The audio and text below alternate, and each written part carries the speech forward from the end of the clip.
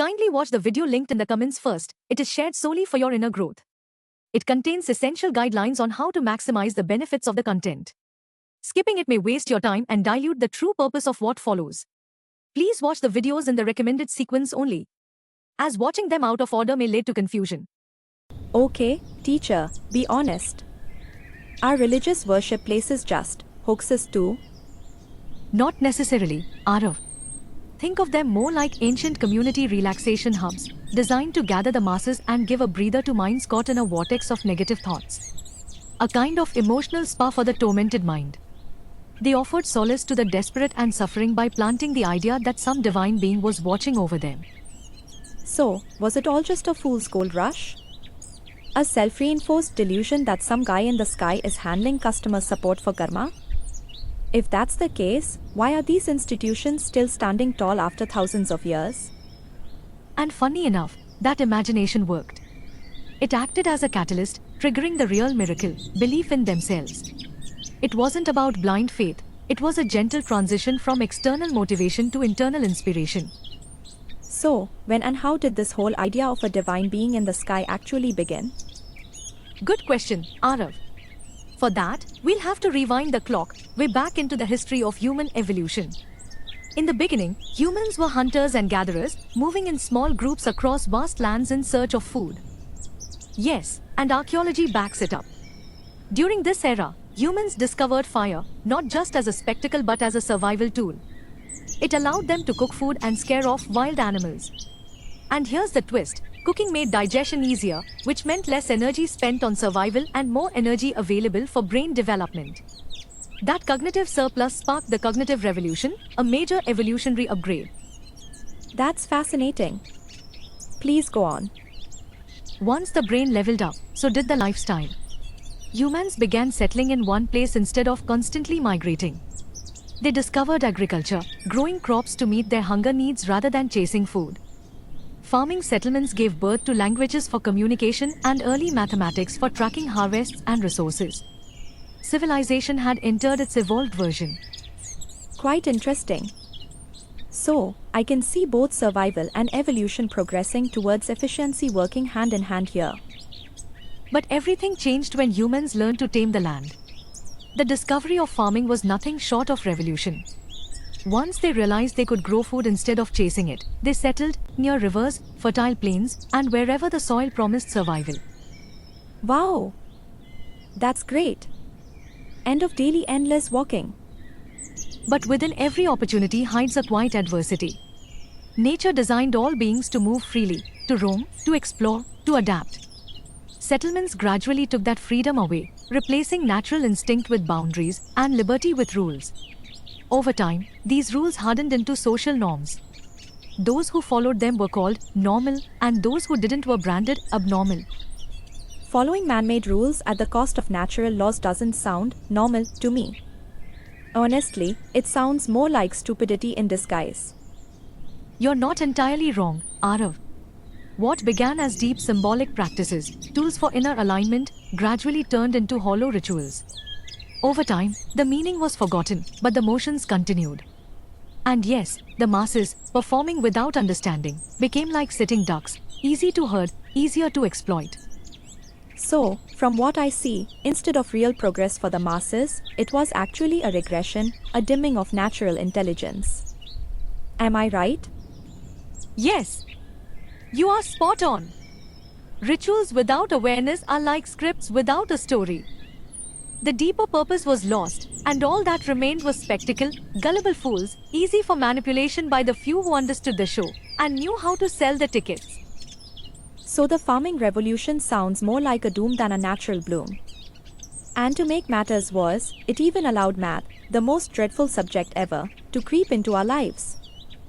Ah, yes, poor maths, always the villain in everyone's story. But remember, Arav, maths didn't creep in, it was necessity. When people began owning land, counting grain, and trading goods, numbers became survival tools. What began as sticks in the sand turned into symbols of civilization. Blame the crop cultivation, not the calculus. So, final conclusion, if we hadn't started all this so-called progress, we'd still be roaming free like birds, right? Am I right? Partly true, partly false, Arav. Even birds build nests. The key isn't to avoid building, it's to not get trapped inside your own nest. Freedom doesn't lie in endless wandering, nor in blind settling. It lies in remembering why you move, and what you're staying for. Can you explain in detail why it is partly true and partly false? Partly false, Arav, because once humans had full bellies and some spare time, their minds began to wander, not just to the stars for weather predictions, but for wonder. With survival no longer the sole agenda, thoughts turned to purpose, meaning, and mystery. This shift led to rapid advancements, urbanization, technology, science, and culture. Yes, absolutely. If my stomach were empty, I wouldn't be sitting here. I'd be on a full-on hunt for my favorite laddus. Freed from the constant hunt for food, humans could tackle pressing issues more effectively. They began to ponder life's purpose and the true nature of existence. Thus, from hunter to farmer, humanity embarked on an inner journey of exploration. Had we remained in caves, this profound evolution of thought might never have occurred. Totally agree with that. Indeed, Arav. Settling brought progress, but behind every opportunity there's an adversity. A typical tricking style of Maya. Relying on just a few crops caused poor nutrition, early farmers were shorter, sicker, and had weak teeth, and one disease outbreak could wipe out an entire village. Great, we swapped freedom for cultivated foods. Now we are shorter, sicker, and wiped out by disease. What a bargain. Yes, Arav. Every physical asset brings the mental liability of guarding it, and that becomes a stressful weight. Hunters were far freer, worrying only about today, not next year. Then a second and worst adversity struck, greed and the urge to control. Stocking extra food let some grab power, creating classes and inequality, a heavy price for securing an uncertain future. Yes, that's obvious, it's observable everywhere. But, teacher, how does this story of human evolution connect to our topic of religion? Our whole evolutionary journey ties back to religion. Greed for control bred corrupt beliefs and most of the nonsensical rituals that were designed to prey on the gullible. Religious leaders then set up customs so cunning that their successors could keep power for generations. Anyone who didn't follow the rules was cast out by society. So, religious prayers weren't for the prey but for predators. Haha! That's a clever jab. And you're right, no other creature on earth ever gets down on its knees and prays. So, in the end, all religions and rituals are hoaxes meant to benefit their promoters. Am I right? Wrong, Arav. You're judging from the surface, a classic sign of ignorance. Rituals began as tools for inner growth, not profit. Over time, the corrupt rewrote the script, so today, many practices benefit the promoters more than the followers. But the original wisdom still shines for anyone willing to look beyond words, scripts, images, and idols. May I ask, how? Everything is symbolic, not in the literal words, but in how your spiritual maturity reads them. The same phrases unlock deeper truths at each stage, hidden from the ignorant, revealed to the enlightened. So, you mean the interpretation of the same phrases and images in scriptures shifts with our spiritual maturity? Exactly, Arav. Even people on different paths and religions read them differently, until every religion and path leads to the same truth. That's heavy stuff, but I think I see where you are going. Let's close our discussion for today's path of devotion, path of knowledge.